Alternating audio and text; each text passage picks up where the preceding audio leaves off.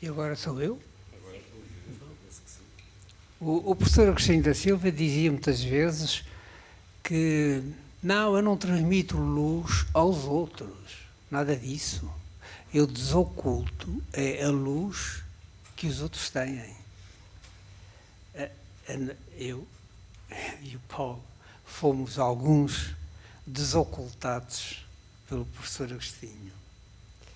Este livro do Paulo Anes, Parto de Fé, que agora se apresenta, contém alguns dos mais significativos poemas surgidos ultimamente entre nós.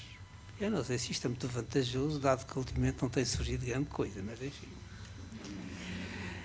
Notável conhecedor da natureza humana e da história portuguesa, o autor avança nelas, natureza humana e história portuguesa, desocultando-se para melhor se ocultar através de uma estética, uma ética, uma intencionalidade próprias.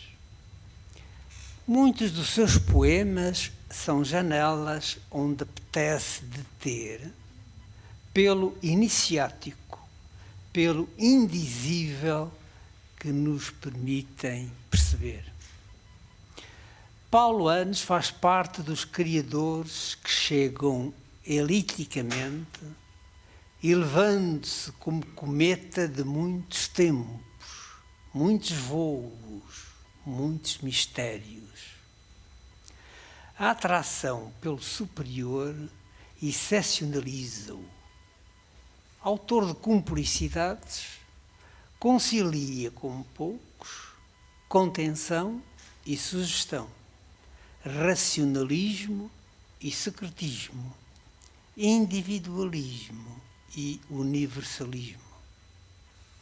Aprendeu com os que estão na sua barca de pensamento, fazendo-se navegante subtil de horizontes a atingir.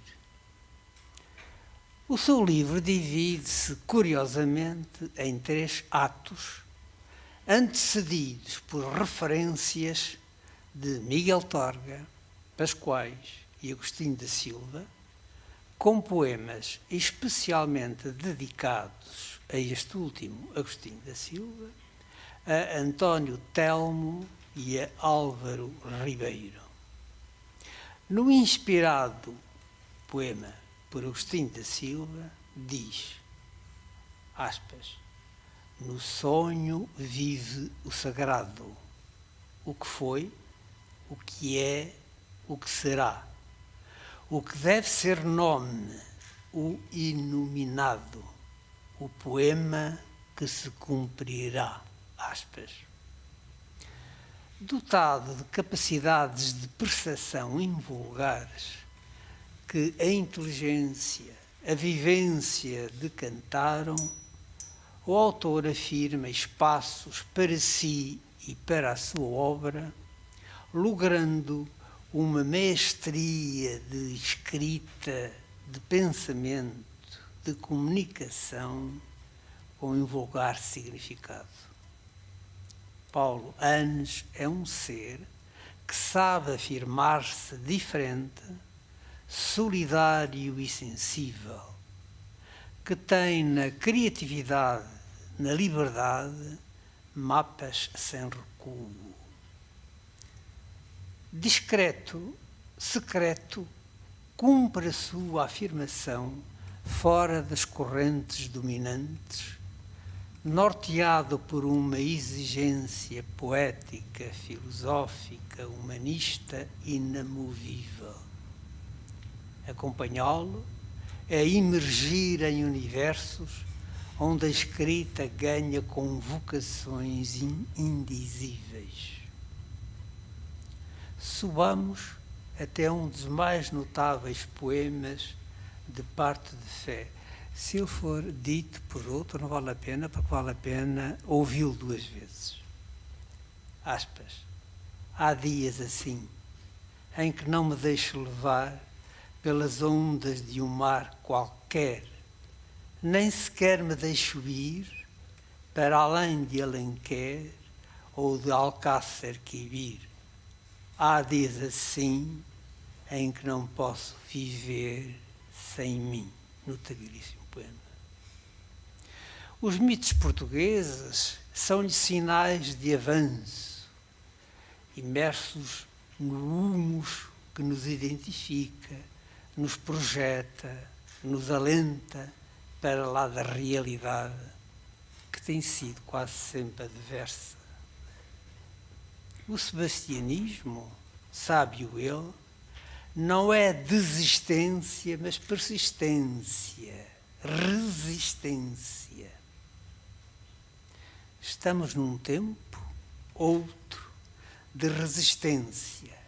Resistência à incultura generalizada, à manipulação, à desigualdade, à corrupção, ao colonialismo, à apatia que nos imerge.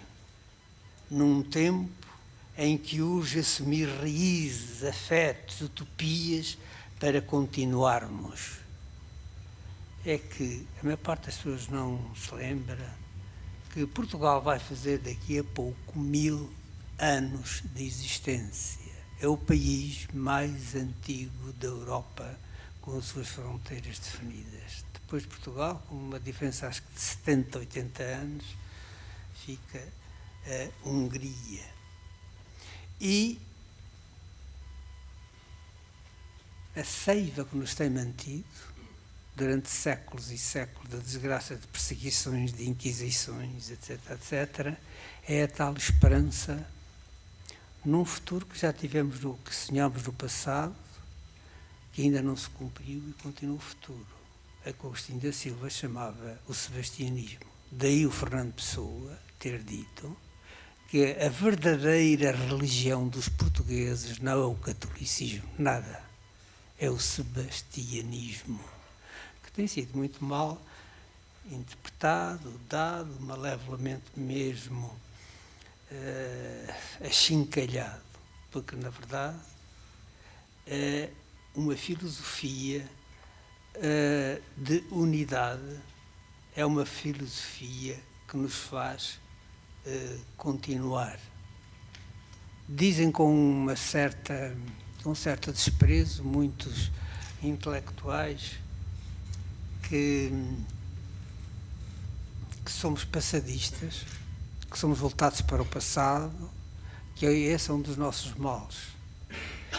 Eu acho que eles não entendem que nós não somos saudosistas do passado, nós somos saudosistas do sonho, da utopia que tivemos no passado e que continuam um futuro. E estamos numa fase em que o país está a atingir o grau zero em quase tudo. Na sua independência, na sua cultura. Nunca assisti a uma fase de tamanho menosprezo pela cultura como a atual. É claro que nós vamos reagir, acredito nisso. E vamos reagir indo buscar, de facto, os grandes pensadores do país. Ao longo dos séculos sempre os tivemos. Vamos buscá-los, vamos reformulá-los, como neste livro são apontadas várias referências. Há muita envolvência, na verdade, na simbologia deste poeta. Aliás, poeta significa profeta. Por isso temos que ouvir os poetas.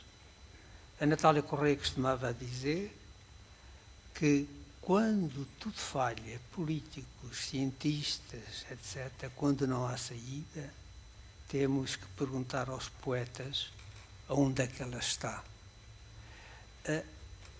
E normalmente costuma acontecer isso. Um poema do autor diz assim: há lá em Belém um menino que nasceu, ainda não veio, mas vem. Felizmente que este seu livro veio, aqui está, numa excelente edição, com uma excelente capa de Manuel Pérez, com excelentes desenhos de Elsa Anas. Muito obrigado por terem vindo.